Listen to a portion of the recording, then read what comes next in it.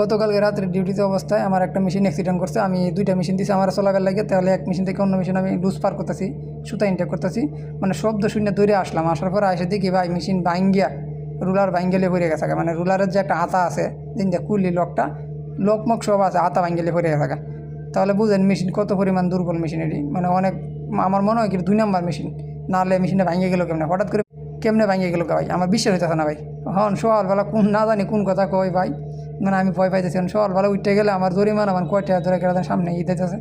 সাহায্য যেটি আছে ভাই, আমি তো ভয় পাই না, যেহেতু আমি ভাঙ্গি নাই, যেহেতু আমি মেশিনে কাছেই ছিলাম না, অন্য মেশিনে কাজ করতেছিলাম।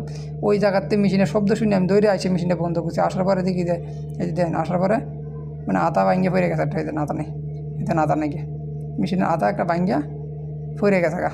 সো যাই হোক, সকালবেলা দিয়ে কী বলে স্যারে, রাত্রে বলছে, বসেরে জানাইছিলাম, বসে বলছে ঠিক আছে মেশিন বন্ধ রাখো, মেশিন চালানোর দরকার নাই।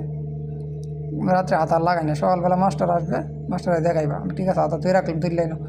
এখন মনে করেন যে পরিস্থিতি কি, এই এমন একখান মেশিন দিছে, মেশিনে হাতা খুললে হয়ে গেছে।